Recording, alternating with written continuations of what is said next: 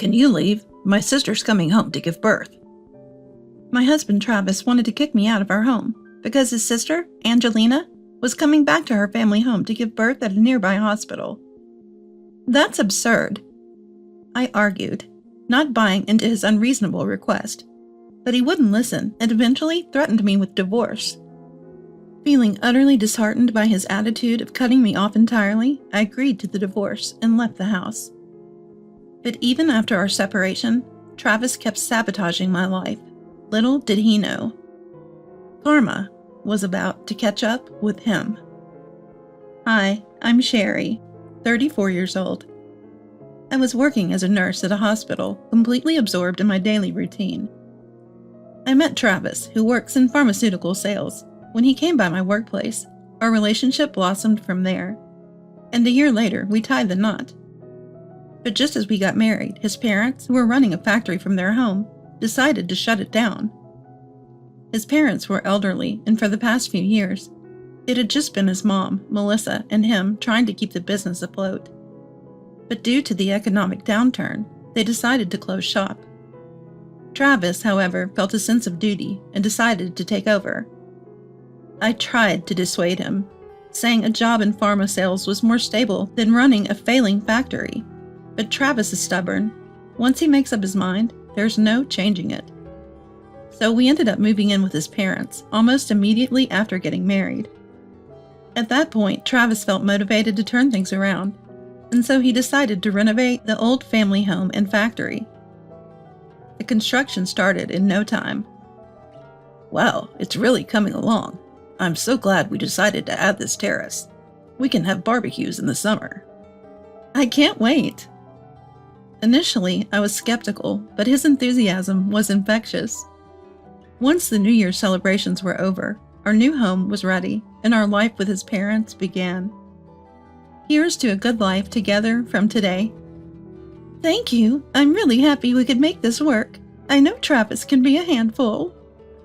I was initially worried about how his parents would take to me, but they warmly welcomed me. They seemed happy to have a daughter-in-law who was willing to support their son as he struggled to keep the family business going. That night, while arranging pictures of our travels in our new bedroom, Travis walked in. Wow, Sherry, this space looks great, just like you said. I know, right? I'm glad we finally have a place to put up our photos. Thank you for sticking by me through all this. You're making me blush, thanking me like that.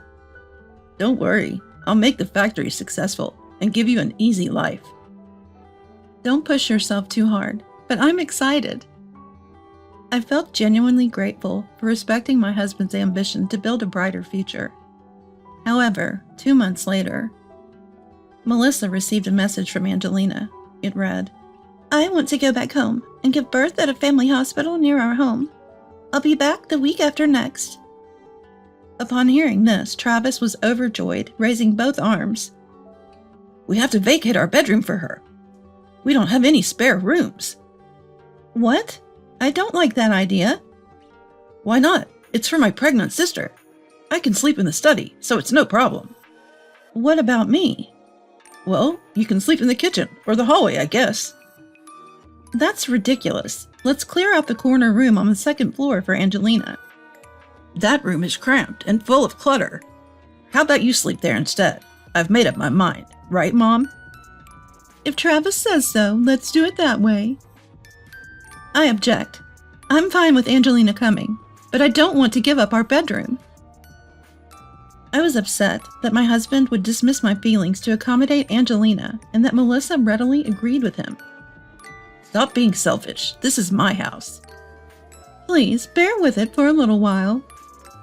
I don't accept this. It's my house too. As I continued to object, Travis's face tightened, clearly getting irritated. Then he spoke words of surprise. What? You're my wife. You should understand. It's odd for you to claim this as your home when you're just my son's wife. What? A wife isn't family, you know? If you hate it so much, just leave. Why? Angelina left home when she got married too. She's my sister. We share blood. Plus, her unborn child could be the heir to this house. Right now, I want to prioritize a potential heir. If you hate it that much, go back to your family home. I was taken aback, unable to come up with a quick retort. I felt disgusted that Travis was already considering the heir issue upon hearing Angelina's baby was a boy. And there was another concern on my mind. What about our child? You said you couldn't think about having kids until the business was stable. So any child will do? Enough! Enough! I'm fed up! If you can't obey me, let's get a divorce. Fine by me. Bring it on. Until now, I've always respected my husband's wishes, but this time I can't let it go. In a fit of anger, I agreed to the divorce. No regrets.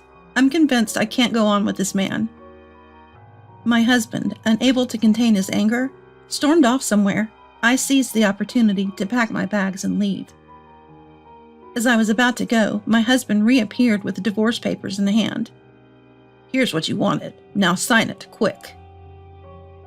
That was fast. You're a lifesaver. As I grabbed the divorce papers and started writing without hesitation, my husband muttered something unpleasant in my ear. You're stupid for choosing divorce over this. I thought you were smarter. Don't come crying back to me. The stupid one might be you. What did you say? Just go. Vanish. Spewing venomous words, my husband retreated into his study. I finished the divorce papers, left the house, and submitted them immediately. I never thought I'd leave my husband like this, but I know I made the right choice. I resolved to move on. I went straight to a real estate agent and quickly signed a lease for a condo near work. I had a few days before moving in, so I stayed with a coworker. When I explained the situation, she offered her support, promising to be there if I needed her. A week later, I completed the move to my new condo and began my new life. But peace didn't come easy. About a month into living alone, I noticed I was being followed by a man named Travis. I ignored his unsettling presence until a coworker came up to me with alarming news. Your ex-husband was here earlier, spreading rumors that you cheated on him, and that's why he was dumped. What? Don't worry, no one's taking him seriously. We know you didn't do anything like that. I'm Team Sherry all the way. Thank you. He probably couldn't forgive me for finally standing up to him. He must be trying to make me regret my decision by harassing me. But I thought if I just endure this a little longer, he'll quit. I apologized to my colleagues for the disturbance and went about my days, pretending not to be rattled. A month later, just as I'd hoped, Travis stopped stalking me, and I thought I was finally in the clear. But I would soon find out how naive I had been. One day, after coming home from work, I checked my mailbox only to find rotten fruit inside. I had a gut feeling that Travis, who had followed me and discovered where I live, was behind this. Day after day, I'd find dead insects or filthy objects in the mailbox. This was harassment, beyond tolerable levels. Just when I was considering reporting it to the police, it suddenly stopped. But the moment I let my guard down, something new appeared in my mailbox. This cycle continued. 3 months after I had moved out, Travis finally called me. Hey, it's me. Can we talk? Sure. I agreed to meet up at a cafe near my home. I wanted to confront him face to face. It had been a while since we saw each other, and Travis was noticeably uncomfortable. How have you been? How? I'm not doing great, thanks to you. You realize what you've been doing is criminal, right? Yeah, I get it. I'm sorry. So come back, will you? What are you talking about? I regretted kicking you out on impulse. Can we start over? There was no way I would agree to this. He'd been harassing me all this time, and now he was trying to lure me back? But deep down, I knew this was coming. You're calling because you're in a financial crunch, aren't you? It's pretty obvious. That's not it. I didn't want to divorce you. I realized I love you. Really? There's no one as kind as you. Suddenly, Travis grabbed my hand and pressed it to his cheek. I felt my skin crawl, and quickly pulled my hand away, then got to the point. Pretty convenient for you, huh? You're behind on the house payments, aren't you? It's not like that. I'm saying we should live together because I need you. Throughout our marriage, I supported you in every way, yet you did everything you could to sabotage my new life. Why should I forgive you so easily? I need you to pay the mortgage to afford living. Please come back. Travis pleaded, his hands clasped in desperation. But I had no intention of forgiving him for the harassment I had endured. Actually, the house we rebuilt was in Travis's name, but I was the one covering the mortgage payments. And to make matters worse, the family business wasn't stable because we had to close the factory temporarily for renovations. So basically, I was the financial pillar for Travis's family. Kicking me out, he should have known money would get tight. Now you're going to realize how much you've messed up. The only thing waiting for you is a world of pain. Then he showed his true colors. I'm apologizing here. What's your problem? Fine. I don't care about you anymore. You better remember this. I'll make sure you won't be able to work. I decided then and there, it's time for some serious payback. Fast forward a week later, I visited a lawyer to discuss alimony and the ongoing harassment I had been getting from Travis. Thankfully, I had video evidence of Travis caught in the act from our condo's security camera. I also got advice from the lawyer that I could claim emotional damages, so I had them send Travis the full legal documentation. Travis, now panicking, reached out to me, and we agreed to meet at the law office. I'll be filing for alimony and damages. You've got to reconsider this. Sorry, but I've already submitted all the evidence of your harassment to my lawyer. Come on, we were married, right? Can't we just sort this out? If you refuse, we'll go to court. I won't budge. My words shattered his arrogance, replacing it with a look of utter fear. I was wrong. I won't do it again. Please drop the alimony and damages. I beg you. Nope. See you in court. Or should I take this evidence to the police? What? Thought you could get away with stalking and dumping trash? You should be thankful I'm keeping this civil. Fine. Let's talk. Realizing I meant business, Travis broke down and finally agreed to his settlement.